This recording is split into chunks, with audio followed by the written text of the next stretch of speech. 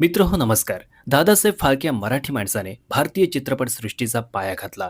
आज बॉलिवूड किंवा साऊथचे चित्रपट हजारो कोटींची कमाई करत असताना मराठी चित्रपटांसाठी मात्र 100 कोटींचा आकडा गाठणं खूप मोठं आव्हान बनलंय.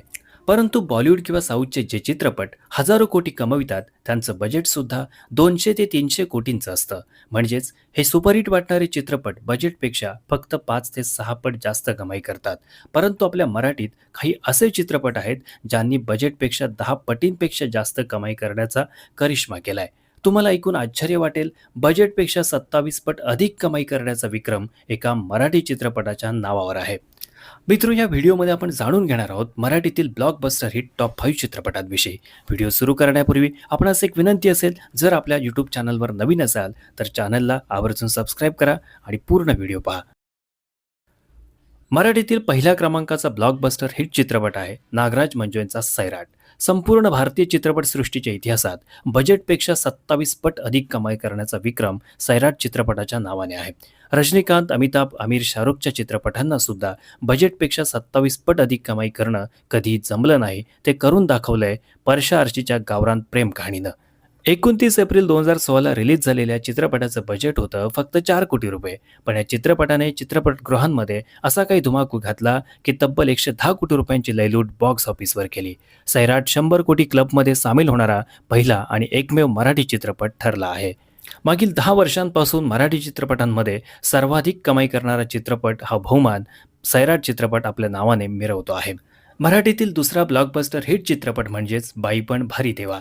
सुप्रसिद्ध दिग्दर्शक केदार शिंदे यांनी महिलांच्या आयुष्यातील संघर्षावर चित्रित केलेल्या या चित्रपटाला मराठी सिनेरसिकांनी भरभरून प्रतिसाद दिला होता. बजेटपेक्षा 18 पट जास्त कमाई करत हा चित्रपट मराठीतील सर्वाधिक कमाई करणारा दुसरा चित्रपट ठरला. 30 जून 2023ला रिलीज झालेला हा चित्रपट अवघ्या 5 कोटीच्या बजेटमध्ये बनला होता. मात्र या चित्रपटाने तब्बल 92 कोटींची कमाई बॉक्स ऑफिसवर केली. मराठीतील तिसरा ब्लॉकबस्टर हिट चित्रपटाचा मान जातो नटसम्राट चित्रपटाकडे. नटसम्राट चित्रपट 1 जानेवारी 2016ला रिलीज झाला. या चित्रपटाने तेव्हाचे मराठी चित्रपटांचे कमाईचे सर्व विक्रम मोडीत काढले होते. नाना पाटेकरांची मुख्य भूमिका असलेल्या आणि महेश मांजरेकर यांनी दिग्दर्शित केलेल्या या चित्रपटाने बजेटपेक्षा 7 पट अधिक कमाई केली होती.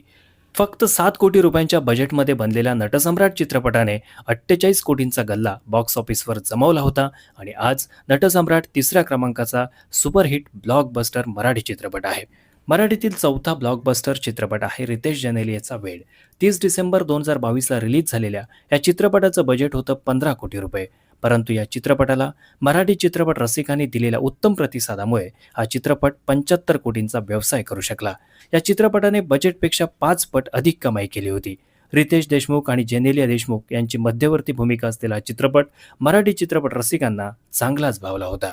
मराठीतील पाचवा ब्लॉकबस्टर हिट चित्रपट आहे कटार काळजात घुसली. दिग्दर्शक म्हणून सुबोध भावे यांचा हा पहिलाच चित्रपट शास्त्रीय संगीत आणि सूर निरागसो या गाण्यासाठी प्रचंड गाजला. सचिन पिळगावकर, शंकर महादेवन, अमृता खानविलकर यांची प्रमुख भूमिका असलेला चित्रपटगृहात हाऊसफुल गर्दी खेचण्यात यशस्वी झाला. अवघ्या 8 कोटी बजेटमध्ये बनलेल्या चित्रपटाने बॉक्स ऑफिसवर 41 कोटींचा गल्ला जमवत बजेटपेक्षा 5 पट अधिक कमाई केली होती. कटार काळजात घुसली या चित्रपटाला अनेक पुरस्कारांनी सुद्धा गौरविण्यात आलं होतं. बॉलिवूड आणि साऊथ फिल्म इंडस्ट्रीप्रमाणे 200-300 कोटींचं बजेट आणि हजारो कोटींची कमाई मराठी सिनेमा करत नसला तरी कमी बजेटपेक्षा 5 ते 10 पटीनं गल्ला जमविण्याची क्षमता मराठी चित्रपटांमध्ये आहे.